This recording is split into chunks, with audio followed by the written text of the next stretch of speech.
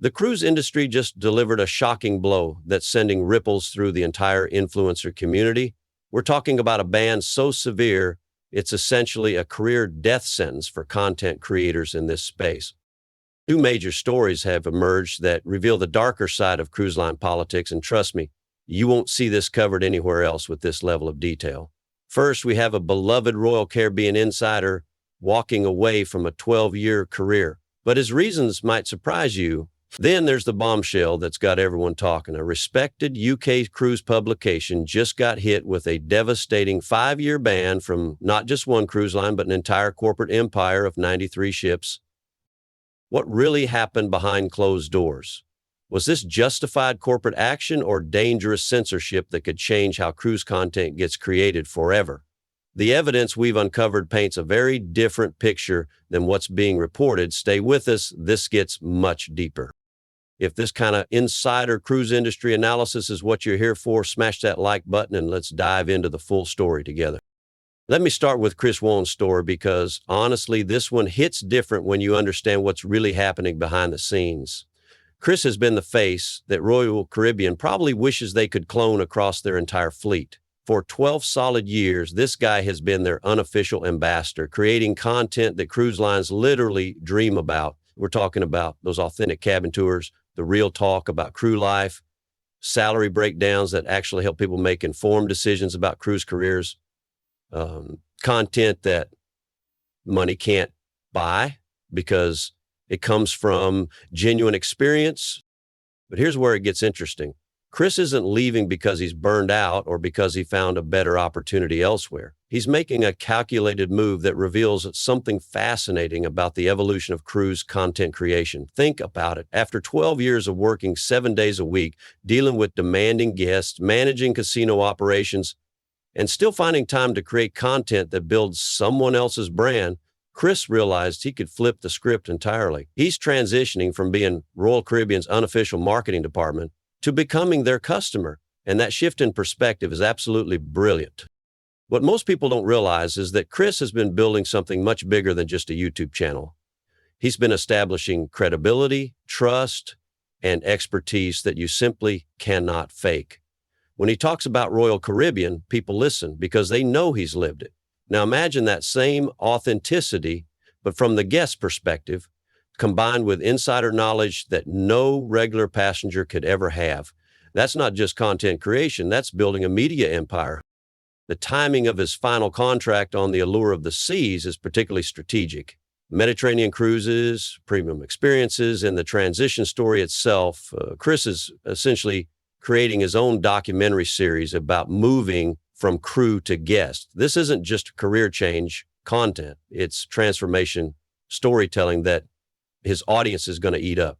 And Royal Caribbean, they're probably kicking themselves because they're losing someone who understood their brand better than most of their actual marketing team.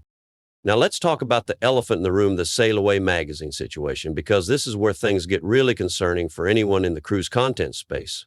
These aren't random YouTubers throwing around baseless complaints. Sail Away is a legitimate UK publication with actual magazine distribution, a professional website, and credible journalism standards. They cover cruise lines that most American creators barely touch, P&O, Cunard, TUI, giving perspectives that fill genuine gaps in cruise coverage. But here's what makes this ban absolutely wild. Carnival UK didn't just ban them from Carnival ships. They banned them from the entire corporate family. Princess, Holland American, Cunard, P&O, 93 ships across multiple brands. For a UK-based cruise publication, that's like banning a food critic from every restaurant in their city. It's professional destruction disguised as corporate policy.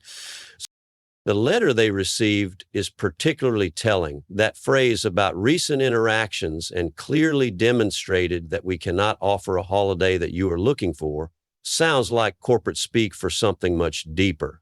This wasn't just about one bad review. There's obviously been ongoing back and forth communication, probably involving requests to modify content, remove videos, or change editorial positions. When cruise lines start using language like no longer appropriate for you to travel with us, that suggests negotiations broke down completely. What's really fascinating is how this compares to other cruise content creators who regularly post critical content. Gary Bembridge talks about cruise fails constantly. Emma Cruisers has posted videos about disappointing experiences. Tony from Cruise Tips TV covers disasters and problems regularly. The difference might be that these creators have built relationships with cruise line PR teams. They balance negative content with positive coverage, and they probably handle behind the scenes communications differently. But here's the scary part. If cruise lines start deciding that critical coverage equals banned coverage, we're looking at a fundamental shift in how cruise content gets created. Imagine if every negative review resulted in access restrictions. We'd end up with nothing but sponsored content and artificial positivity, which ultimately hurts consumers who need honest information to make travel decisions. The cruise industry has always walked this fine line between controlling their image and accepting legitimate criticism. Most major cruise lines understand that authentic reviews, even negative ones, actually build more trust than purely promotional content. But when legal teams get involved, when corporate communications break down, when bans start flying, that's when you know something bigger is happening.